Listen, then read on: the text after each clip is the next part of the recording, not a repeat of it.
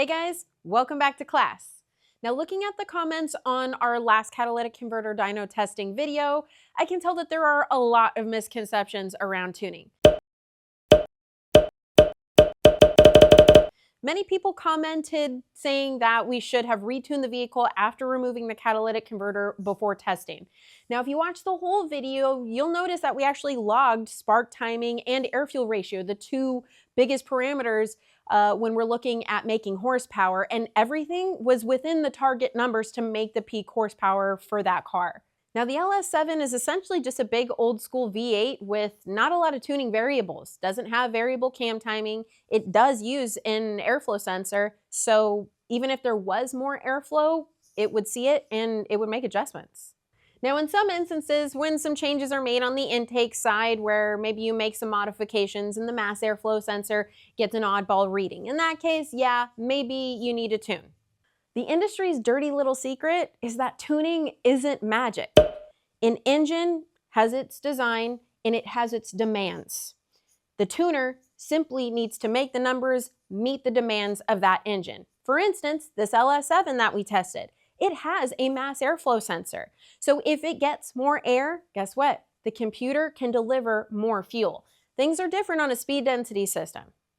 Now to help clear all this up, I'm going to do a few videos on some tuning variables.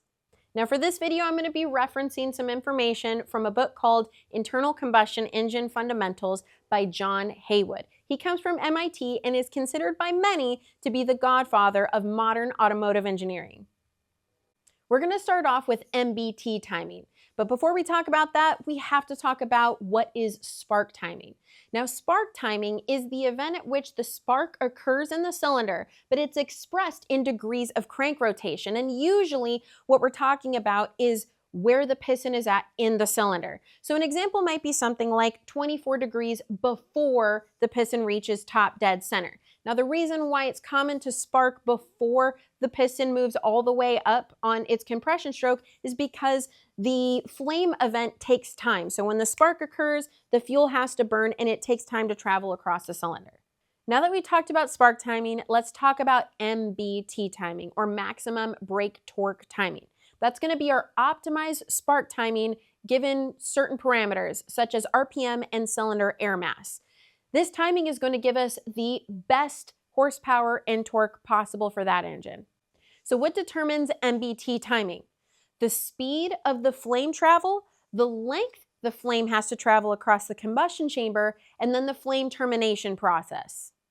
Now all this comes down to three major factors: engine design, the operating conditions like RPM and load, and then the properties of the fuel being used as well as the air. For instance, E85 will likely use a lower MBT timing than gasoline. Now, if we use less than MBT timing, we lose torque and horsepower as well as fuel economy and efficiency. If we use more than MBT timing, we could be looking at some serious engine damage. Now, it's important to mention that most modern engines are what they call knock limited, meaning they cannot achieve MBT timing with the octane given at the pump, 91 being the highest we have in California. This makes E85 that much more attractive. Now, some modern engines like the Coyote may run up to 4 knock sensors, allowing each cylinder to run as close to MBT timing as possible. Let's go head into the shop and see what MBT timing looks and sounds like in real life. For this demo, we're going to be using this Toyota 4A FE because it has conventional adjustable timing. We're going to be doing a timing sweep from 20 degrees before top dead center and retarding it all the way to 0 degrees advance. During this test, we're going to be taking a look at the tachometer to show us what happens to RPM when we have less than MBT timing. When we start to move timing away from MBT, less of the fuel's energy is contributing to crank speed and more of it's going out the exhaust pipe and into the cooling system. Now let's fire this thing up and do our sweep. This would be our normal timing. And when we retard it, sounds like shit. Bring it back, comes back to life.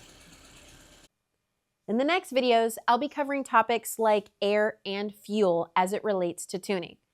If you enjoy this type of content, please like and subscribe, or even become a member. If you have any questions on this subject or you'd like me to cover any other topics, let us know in the comments. Thanks for watching. See you in the next video.